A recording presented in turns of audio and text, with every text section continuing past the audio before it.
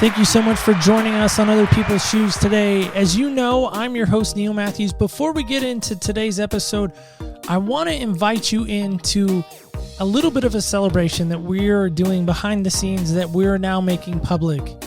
We have officially crossed an important threshold. That threshold is our show has now been downloaded over 10,000 times. Thank you so much, you the listener, you that have supported us all this last year and a half. And we are super excited. And to celebrate, we are going to give away a pair of shoes. That's right, you heard me correctly. If you go to our website right now, www.opspodcast.com, you're going to see on our show logo, right when you come to that page, it looks like there might be a pair of Vans, perhaps.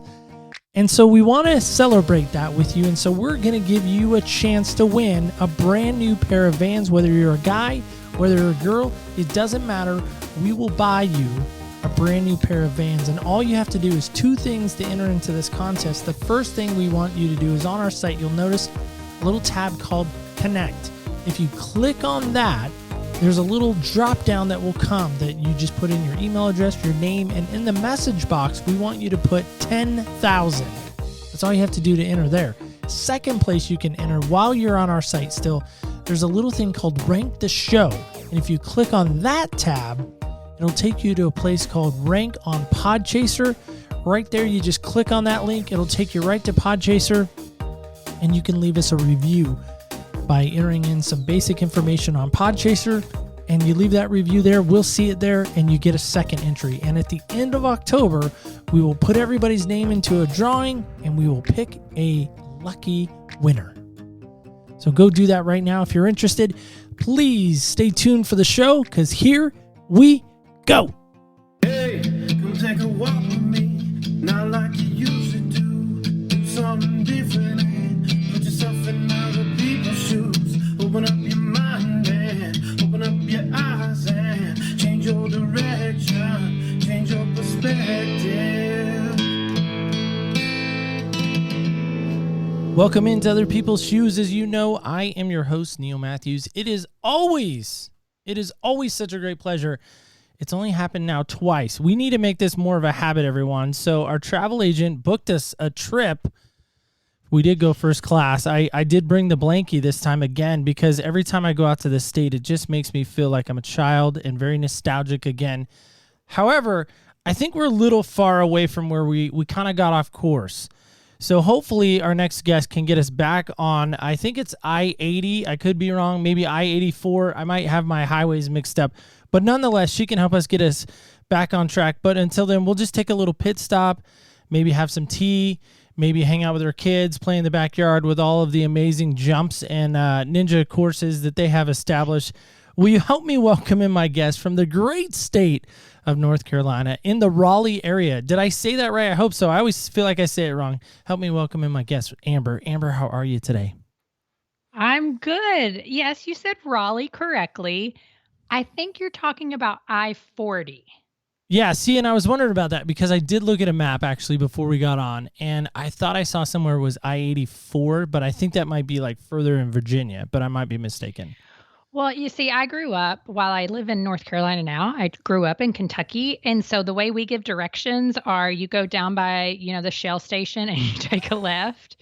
And so my husband, being the road engineer that he is like, what the heck are you even talking about?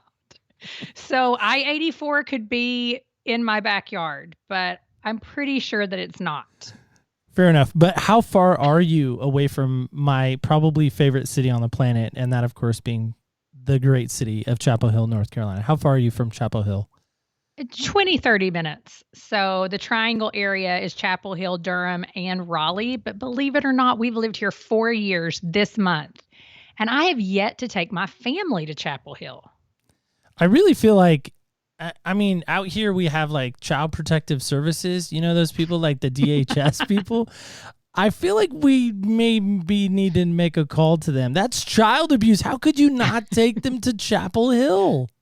I mean, I honestly don't know. And it's certainly not because I'm a Carolina fan, but We have a lot of friends who are Carolina fans, and honestly, I really like Chapel Hill. I mean, it's a really just nice, cool place, particularly around the university. And it's just one of those things where I think when you have a 10, 7, and 4-year-old, it's not the first thing that pops in your mind, right? But it'll happen. It'll happen. That's right, Amber. You do have a 10, 7, and 4-year-old. I was actually going to lead into that. So that is a great segue. Amber, by the way, is a fellow podcaster, by the way. So if you are looking for, you ever feel like you don't have enough grace in your life, go check out what she's doing. Grace Enough. And so, Amber, just real quick before we get too far down the road, we got to answer, of course, this most important question. I know you've been on a number of shows and you've been interviewed a number of times as well. But Amber, what style of shoe do you love to wear? I mean, style? Oh, okay. So I'm just totally going off. I'm going to do my own thing because I'm a podcaster and that's what we do.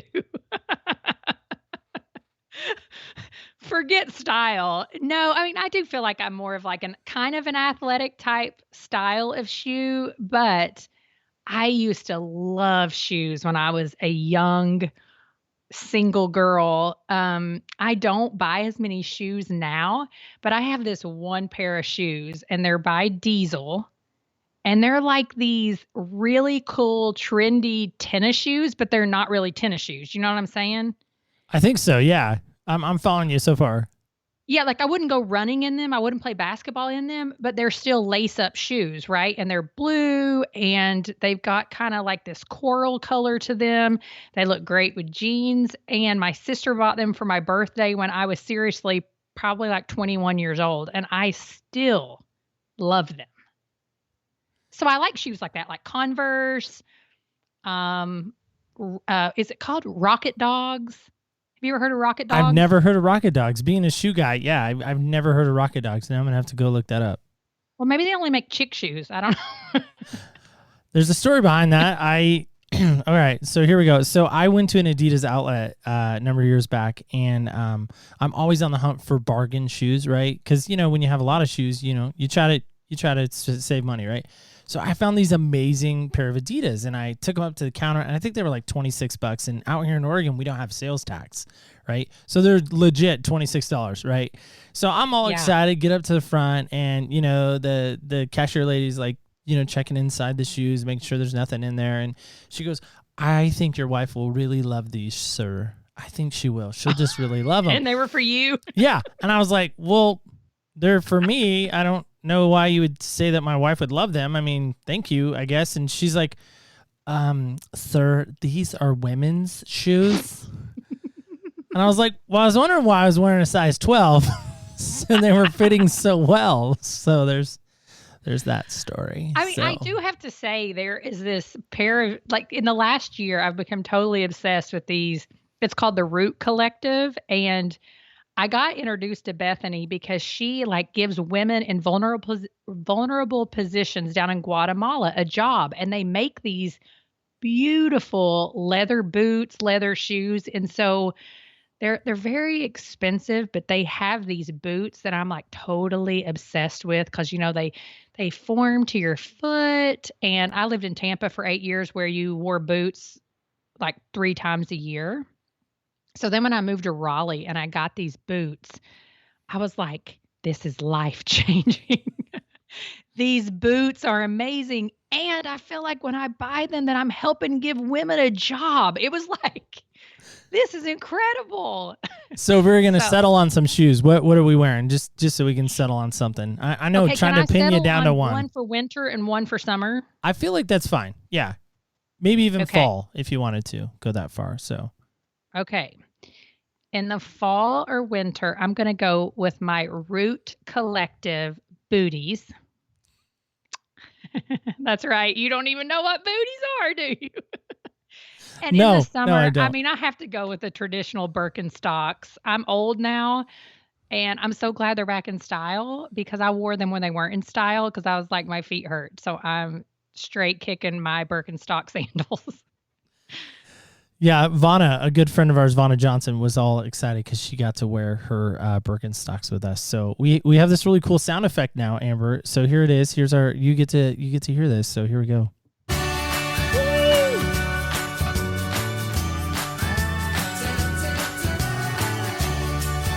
And now we're in Amber's shoes. See, look at that. We have a sound effect now that insinuates that we're now in Amber's shoes. Just like that, we transitioned. Now we're in your shoes. So Amber, getting into our topic, I mean, because we could probably talk shoes all day long, especially me being the shoe guy that I am. What on earth possessed you to get into podcasting? Can we answer that first, and maybe talk about the show first? Can we answer that? Yeah, I'll try to be as brief as a podcaster can be. I, like you, love connecting with people. I love to hear people's stories. Something that I've always loved is connecting with women. And I am definitely one of those types of people. If you were to ask my husband, he would be like, yes, she walks into the room. She's talked to 75 people before I've talked to two, and she knows more about their life story than I really ever care to know in my entire life. And I was a stay-at-home mom, and I just kept thinking, like, what is something I could do while I'm at home? And because my passion for connecting with women, talking about Jesus, talking about how people, whether it's their journey with Jesus, their journey with just life in general, the first thing that really came to my mind was podcasting, because number one, you can do it so easily from the comfort of your home, but also it gave me this opportunity to really ask people questions about themselves, to get curious about their lives, and to really dive into the breadth and the depth of the way that God uses different people's life journeys to impact his kingdom. And so I just did it. And it's been great. It's been a probably more transformational for me than it has been for anybody else that listens. So that's kind of how it started. Yeah, I think for me, when you think about doing a podcast, I think there's so much of this intimidation factor of it, right? There's the technology. There's like, is anyone going to listen? Is anyone going to download it? Is there anything like that? And to me, I think it's great that, at least from what I see, outside looking in, I don't think you've ever really allowed yourself to really get wrapped up into that. You're going to do what you're going to do, and you're going to meet people the way you meet people, and you're just going to continue to make that trek forward. And has there been any, in your mind, any like setbacks or any moments that you're just like, man, that was just really tough. That was a really kind of a tough moment podcasting? Yeah, I mean, I think for me, one of the toughest things with podcasting is I will really love somebody's story. And let's say they fall into this category of quote unquote Christian celebrity. And I have reached out to many of those people with a true desire to hear from them, not just because I feel like they'll build my listenership, but truly because I've connected to them because they are on a platform. And it's hard to get that no back. But even beyond that, it's hard to get the no response back.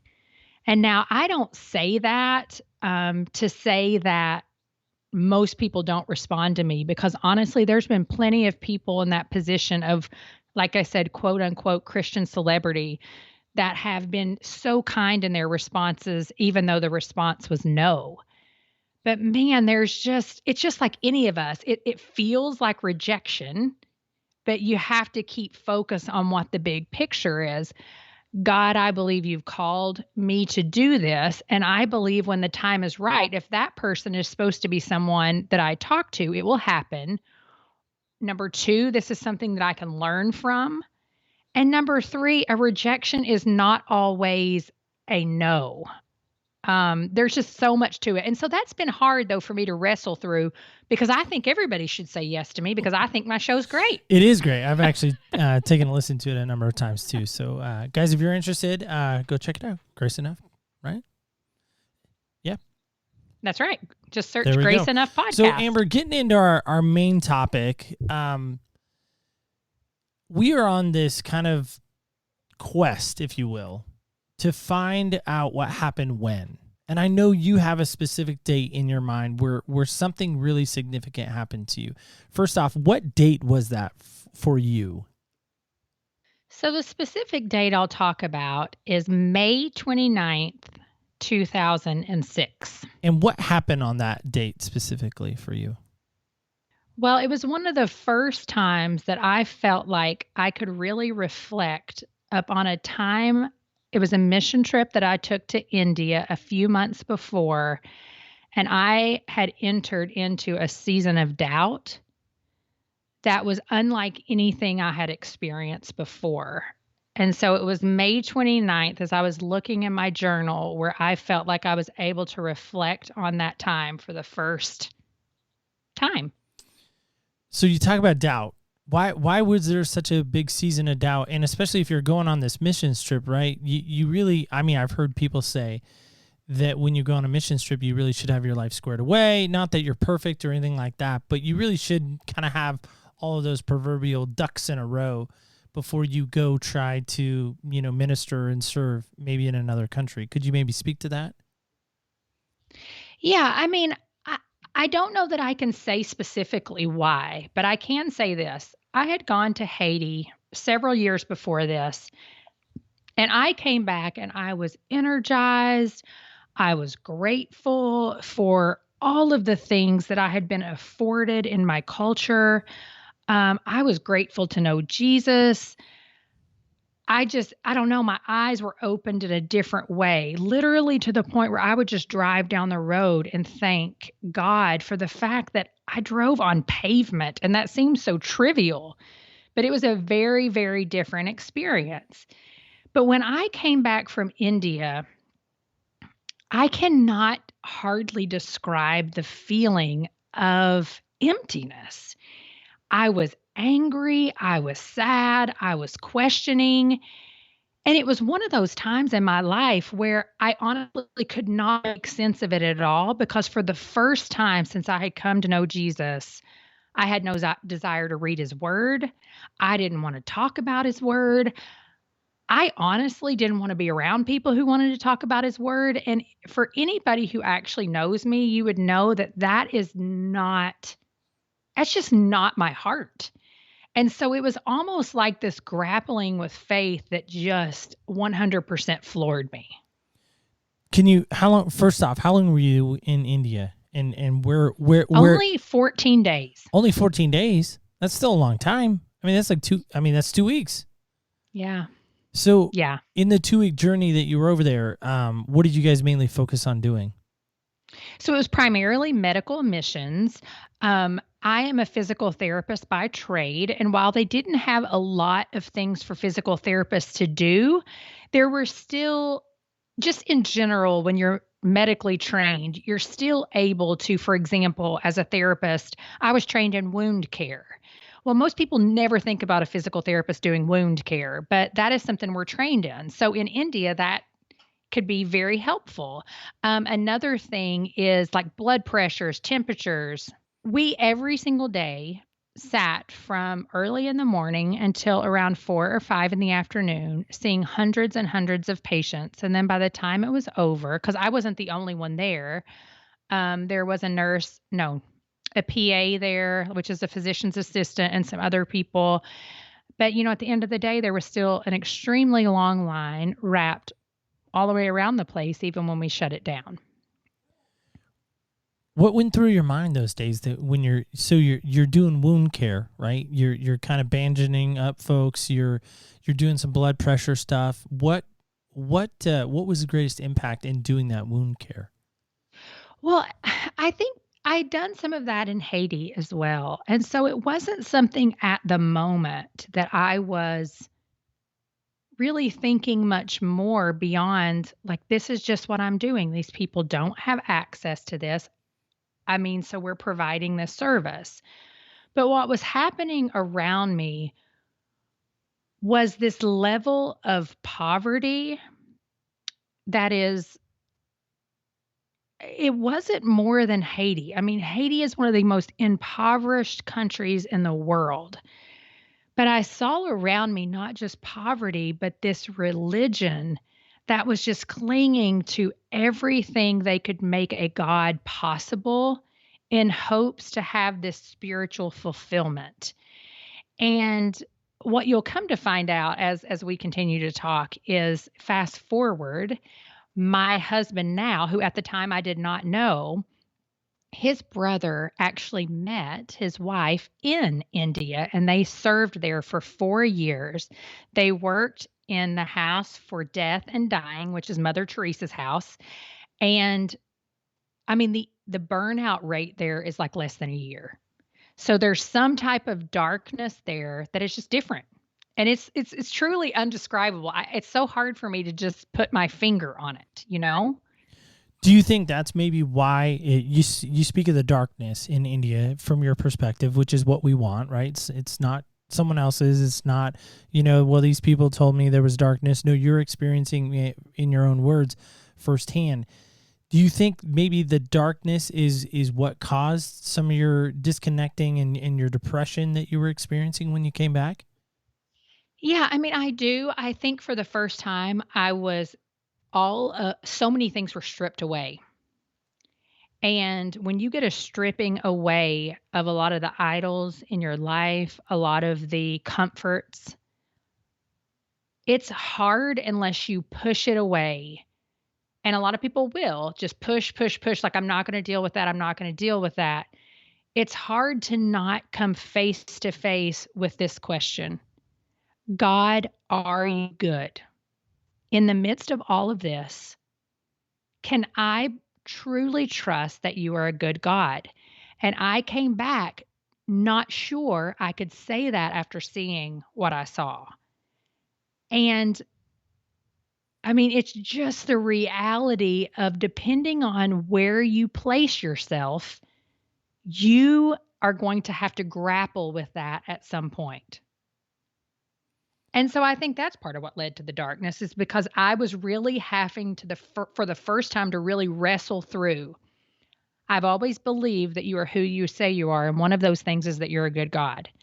But now I'm not sure that that can be true with what I saw. Was there a moment or an experience that maybe scarred you or maybe put that in question for you that, hey, God is no longer good because I saw X or I saw this or I saw that? Here's what I'm going to do, and I hope your listeners will just tune their ear to this because this is something that I wrote, and I remember going and sharing it at my home church because, I grew up in a super small town. And so it's like, we're going to help you go on this mission trip. And then when you come back, we expect you to come and share it with the church body. Was it with the slideshows and the Yes, totally was. I'm making the sound effect because pictures. you would drop them into the tray, right? And it would have the rotating. Those are like, some of our younger people are like, what are you even talking about? But you had the clicker and it was usually on a cable. So yeah, It's I remember so that. true. It's so I do crazy. remember that. Yeah. So we saw Papua New Guinea that way, by the way. So when I was in church, yeah. Anyway, so yes, please go ahead and read it. I'll try not to read the whole thing because it's a little bit long, but I was able to realize my experience there was like longing for home. While there, I neglected to spend time with the Lord, but I did his work daily. By the end, I longed for home, for America, for Kentucky, for Lexington, for my cat, for my bed, my cold drinks, my favorite foods, my church, my work, my immediate family. Once I got here, I was able to rest, but that stirring in my heart didn't go away. Then yesterday, I realized my longing is for home, a heavenly home. Each day, I want to serve the Lord, but struggle due to being homesick for heaven. People all around this world are longing for that place. Some, as myself, long for it knowing its promises. Some long for it but have no idea what it is or how to get there. Oh, Jesus, to be home. India was a lot like Bible times, fishermen casting nets and using boats carved out of a tree trunk. The city being built around the temple and the temple being infested with marketplace buyers and sellers. This temple is clearly an attempt to worship pagan gods. People remove their shoes on holy ground a barren woman at age 35 seeking medical help and praying she would have children. In this event, my faith proved small because my mind thought she should give up. At that moment, I forgot about Sarah and Elizabeth. People bowed down, praying for hours, praying of blessing poured out everywhere we went. Millions of people walking barefooted, carrying jugs of water on their heads, carrying food, laundry, twigs, whatever would balance out. Oxen plowing fields and people doing manual labor. Little straw huts with roofs so closely knit together. Ladies threshing wheat on the dusty streets. People wanting to touch my hand, my clothes, or just receive a smile. Only now do I realize Jesus did this all and happily, perfectly, honestly, and without frustration.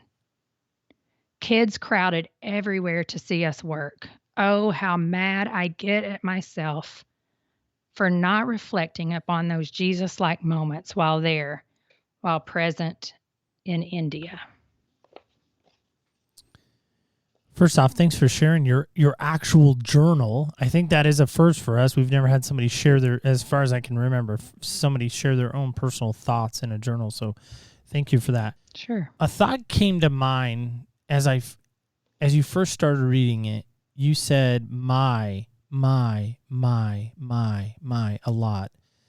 And you mentioned idols in your life. Now, you're a spiritual person. You're a person of faith. I would even say spiritual person almost, anybody could be a spiritual person. But you're a person, you're a follower of Jesus. You would, I think, have declared that so eloquently, as am I.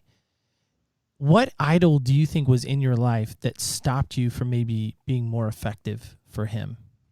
I wish I could say it was a lot different than it is today, but it's the idol of selfishness. It's the idol of stuff. And I could narrow that down a lot. I could say approval from man. I could say the accolades that come with my profession. I could say just the house that I live in. But I've realized then, and it continues to be a struggle now, that it's the idol of stuff. The more I accumulate, the better I look. If you could go back right now to India, somehow we can make that happen. Obviously, finances are not an issue because I know it takes a lot to get over there. It's not just a trip to Kentucky. I mean, it's a little bit of money to get a flight over there. Plus, we got to manage the kids and we got to juggle all that stuff, right? I mean, that comes with just the territory of being a mom and a wife and all that comes with it. But somehow we can eliminate all the, we'll call them hurdles, or I don't want to say kids are distractions, but you know what I'm saying, right? All of all the commitments, that's probably the better word. We can eliminate all that.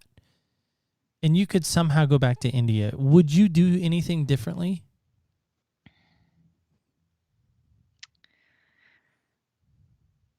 That's a tough question because it's so hard to know. No, I don't think I would do anything differently. And the reason why is because I knew at the time that I was going there with a pure heart to serve the Lord. And I 100% think that He completely allowed that experience to change my life and deepen my walk with Him in a way that could not be done any other way. And so I don't think that going back and doing things any differently would really change the outcome. Because at the end of the day, I think the Lord was beckoning me into a relationship where I could honestly say, I believe these things about you, even though sometimes reason doesn't lead me down the same path, because faith is not always reason. So yeah, I wouldn't. Help me understand that statement. Faith is not always reason. What do you mean by that? So that leads into a little bit of not a different conversation, but I'll never forget, and this is the date. This is the date. I had been reading a book. Like I said, during this time, I had no desire whatsoever to read God's word. And I am a person who daily reads God's word. And so I just remember praying like, Lord, don't let go of me. And through that came a couple of books that I did find fascinating enough to read. One was Classic Christianity. The other one was The Case for Faith by Lee Strobel. And in The Case for Faith by Lee Strobel, he starts out the beginning with this story of these two men, one being Billy Graham and one being Charles Templeton. And they were really good friends. And this was before any of the Billy Graham crusades started. It was actually Charles Templeton's idea. But along the way, Charles Templeton came, he saw this picture in Life magazine during a time where there was famine. I can't remember if it was in Africa, but I'm pretty sure it was in Africa. And it was a starving child on the ground. And it led him to a place where he completely denied his faith. And then we know what happened with Billy Graham. And so they split ways. They continued to be friends, but we know. And he goes on to write about how Billy Graham at that time was struggling so much, going off by himself and just praying like, God, what do I do here? This is my friend. I understand what he's going through. And he kept coming back to this place of sometimes you just have to choose. You have to choose faith over reason, because sometimes we can reason our way out of anything. And so Lee Strobel ends up going and he interviews Charles Templeton as an old man. And Templeton's just kind of talking, but he asks him about Jesus. And Templeton gets a really serious, somber type of voice. And he's like, he's the greatest human who's ever walked the earth. And I don't have the quote exactly, but basically Templeton started crying. And he said, if there's anything I miss about Christianity, it is the person of Jesus. And he was weeping. And it was at that very moment I read that and I thought, God, I'm choosing Jesus because I would miss him. And so I don't need all the reasoning to work out perfectly for me. A faith in Christ is worth it because I can't imagine my life without the person of Jesus. Like literally, that is not a cliche for me. That is not somebody else has fed that to me. That is how I feel. And I wrote in my journal that day, I have decided to choose faith over reason because I believe you are who you say you are, despite the evil in this world. I have not read the Bible and still don't have an overwhelming desire to do so, but I am craving you. I want to know you, Jesus. I have been reading classic Christianity and The Case for Faith, which has been solid reading for my wandering mind. And I mean, that's it. No, yeah. Amber, again, thank you for letting us inside there. Not only the journal, because I don't know about you, I'm not trying to at all be flippant, disrespect your journal, but I remember as a kid, I had two sisters. Mm-hmm. And I remember trying to find their journal, right? To narc on them, to tell on them. Like if I had come across that, I don't know what I would have done. And my wife, she kept a journal. I shared this with you before we started recording, but I'll share it now with our listeners. My wife had a journal too that she kept when we first started dating, and it was great to go and read that.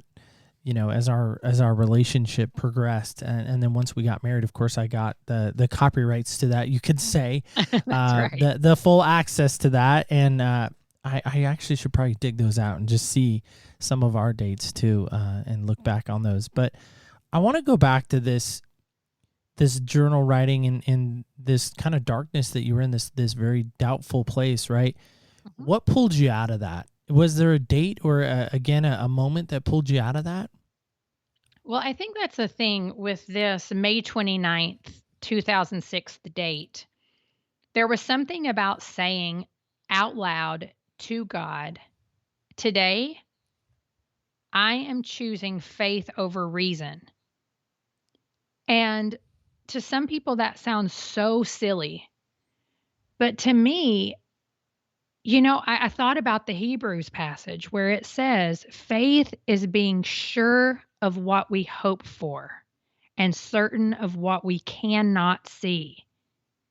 And so some people will say, like, oh, that's blind faith. That's, whatever. It just toss that to the wind. But it is. And I could reflect back on certain times in my life and say, okay, I saw Jesus show up here. I saw Jesus show up here. And the list goes on and on. And so it was at that moment that even though I was going to continue to kind of struggle through some thoughts, like I had no doubt that Jesus is not going to forsake me. He is not going to leave me. He has promised me that. And I can trust his promises because when I read all about him, when I reflect back on my relationship with him, I see that he has kept those promises because he never told me he was going to make me feel good all the time. He never told me I was never going to face sorrow. He never told me that ridiculous things weren't going to happen in my life, but he did tell me that I will save you, that I won't leave you, that no one will snatch you out of my hand, that you can trust me. And so it was at that moment when I started to say, okay, I have to just keep choosing faith over how easy it is to look around at the world and just say, everything's falling to pieces. Where are you? And remember that he is working in individual lives, and I cannot even see a smidgen of that. So, yeah. I love that. I love that a lot. I love that perspective. I think if I was going to push on that a little bit, right? I always like to play the other side of the coin. Some may say the other shoe, right? Whatever you want to say there. Some would say, well, the heart is deceptively wicked. Who can discern it? Who can understand it, right? What would you say to those naysayers? Oh my goodness, what would I say to the naysayers? First, I would say, I get it. I've been there. There have been times in my life where I've flippantly said, God, I don't believe you're good, because a good God doesn't let people come into a country, ransack it, and take children and turn them into soldiers. A good God doesn't let people go down in a plane and one child lose their whole family. Like, I have been there. I have asked those questions. And I can tell you this, the God that I serve can handle those questions. So naysay to him. I don't have a lot to say to the atheist because I can't imagine there not being something in control of this mess. So I honestly don't have anything to say to them because I don't even know how, in the sense of for faith. I can be friends with you and have a conversation with you. But for the agnostic, I can say, just cry out to whatever you think is there and ask whatever you think that might be there to show up and show you who he is. And I can promise you, he is going to show up and he's going to show you who he is, and you might not like it. But that's where free will comes in. That's where we have to choose whether we like what we see or we don't. And for me, I like what I see because I don't see an angry God. I see a God full of compassion who keeps saying, I'm trying to get you to choose me, but I don't tolerate evil. But I'm also giving you a choice. And that's why all this craziness keeps happening around you. It's not because I don't care. It's because I don't create robots. So yeah, that's what I would say. Again, I do. I love that perspective. I love that insight. I love what you're saying there because I think, again, and maybe this is where people struggle, have you maybe ever had this struggle or maybe this thought process is that your expectations of God were maybe in the wrong spot? Has that ever been a struggle of yours or maybe even a thought? Well, yeah, because a lot of times I want God to be a vending machine. I want to put in my request and I want you to give me what my request is. You want B4, right? Like if we're thinking like a vending machine, That's like you drop exactly your right. I quarters in put and in it's like my like 50 B4 cents. is the Snickers, and it's maybe you're not a Snickers fan, I don't know, but maybe. I am a Snickers fan, and I'm a Reese's fan, and I'm a Cheetos fan. So it don't matter what B4 is, but you're gonna put that in, right? So today, if I want B4, the quote unquote Snickers, when I put my request in, I want you to give me the B4. And so I do wrestle through that. I don't say any of this to act like, oh, I've had this, and I have had a relatively easy life. So I don't have some of the comparison stories that some people have. But I also realize that whoever may be listening doesn't know my whole story. And the B4 that I want right now may not be the B4 that I need so that 5 years from now, the person in my life who I was praying for knows Jesus, or myself has walked in someone else's shoes and can now be empathetic towards their walk, whether it's with Jesus or not. And so that's kind of where I get to this point of I do want God to be a vending machine. When I ask you to make sure all three of my children who are now only kids turn into, Christ following, God fearing people, I just want you to do it. But we have a choice. And no matter how much we pray, while I feel like there is phenomenal value in that, and you cannot underestimate the power of prayer, at the end of the day, Bennett, Zoe, and Levi get to choose if they follow Jesus. And so, yeah, I mean, that's pretty much most of what I would say to that. By the way, Bennett, Zoe, and Levi are her kiddos. That's right. Those are my babies. Those are her babies. And she is a mommy of 3, which to me, 1 is good, by the way. 2 is too many, and 3, you're crazy. Or as we say out west, cray cray. So there you go. You say cray cray out there? Okay, good. I wasn't sure if that was like nationwide, universal. So that's awesome. So as we begin to wrap up, and we could probably go for a long time because both of us love to talk and we love to share, and here we are. But I'm compelled to ask you this question. What is the greatest lesson you have learned? Not only and we'll narrow it down to podcasting. What's the greatest lesson you feel like you've learned in podcasting with people specifically? Wow, in podcasting, never underestimate the way that God can work in somebody's life. I think that sometimes it's very easy to look at the way God works in people's life from a moralistic perspective. Oh, it's the good people, or it's this, or it's that. But I have seen people from all walks of life, all ethnicities. I mean, I can't even begin to describe it.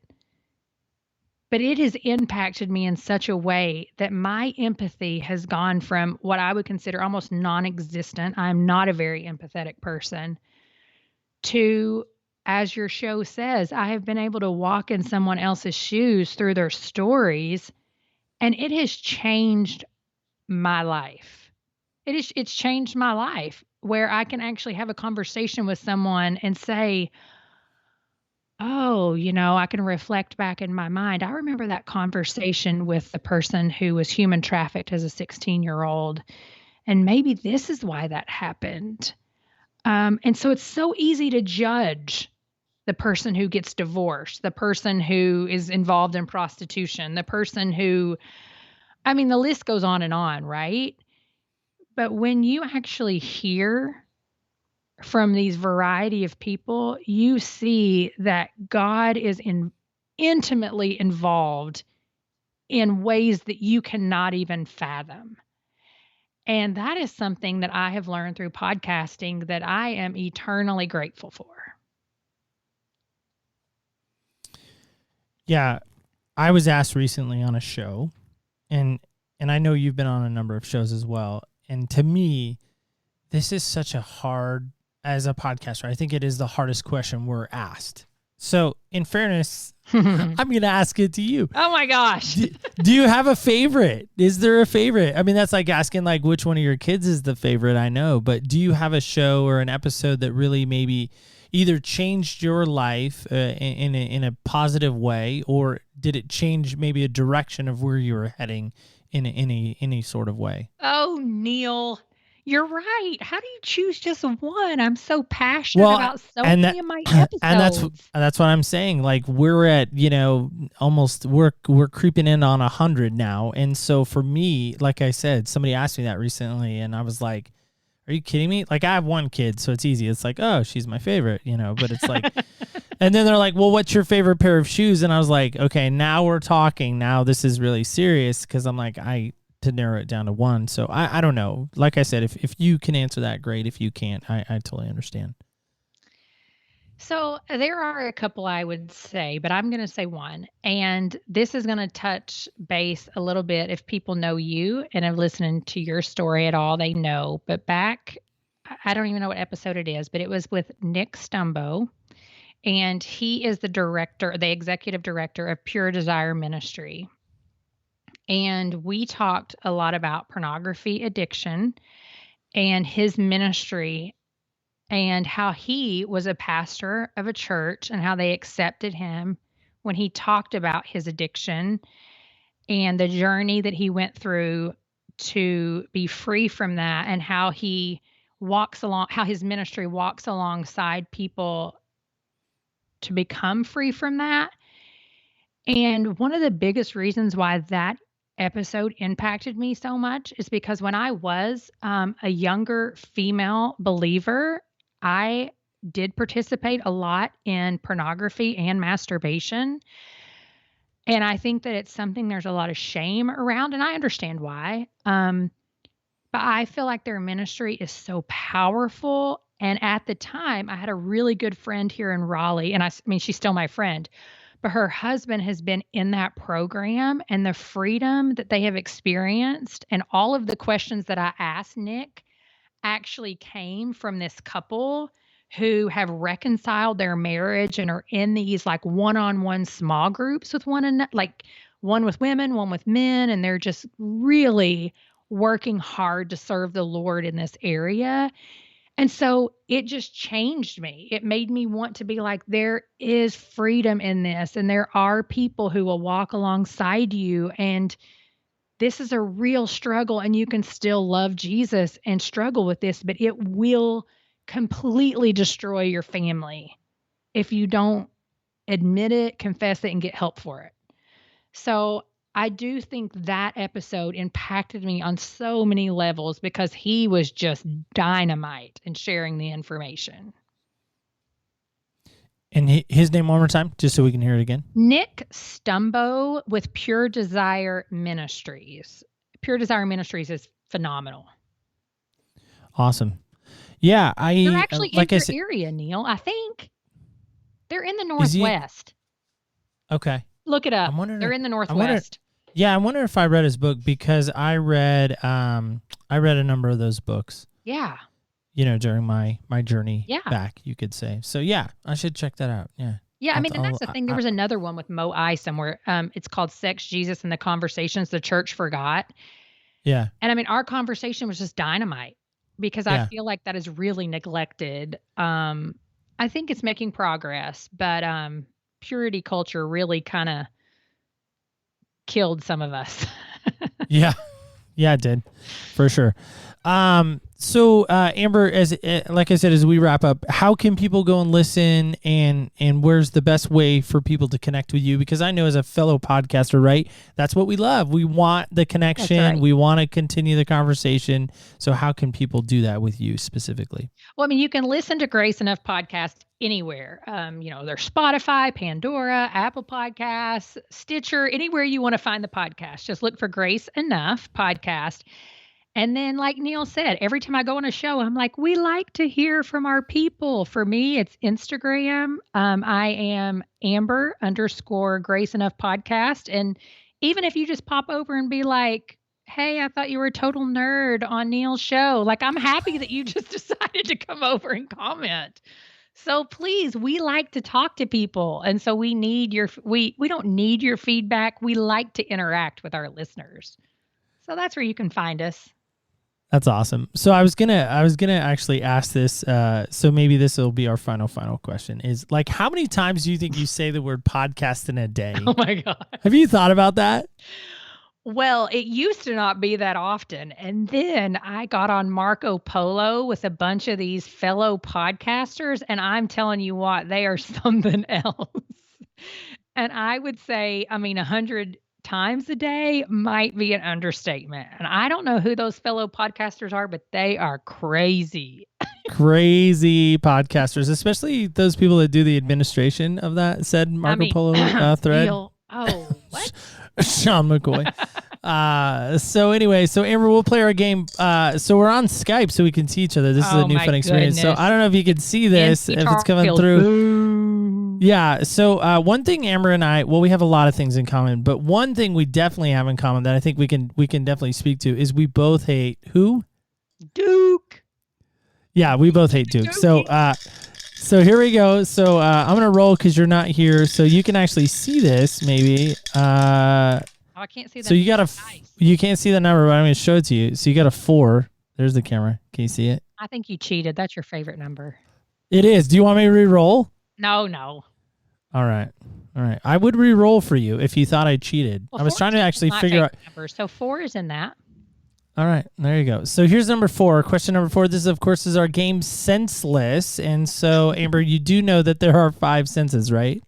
Yes. Well, I'm going to make a side note fast, and I'll make it fast. My You're 5th good. grade math teacher thought that autumn and fall were 2 separate seasons. So just sit on that one for a minute and tell me your story. That's good. That's better than my senseless story. So this is kind of, maybe tapping into the mom side of you. Really, it's all of you because, when you're a mom for life. I know that. So what sound or noise do you love to hear? Oh, do I as a love to hear? Yeah, and it doesn't have to be as a mom, but I was just thinking, like, as a mom, that's just kind of funny that you got that one. So what sound or noise do you love to hear? Well, the one I hate to hear is whining. The one that I love to hear is my 3 babies laughing and enjoying one another. Particularly, my 2 oldest share a room.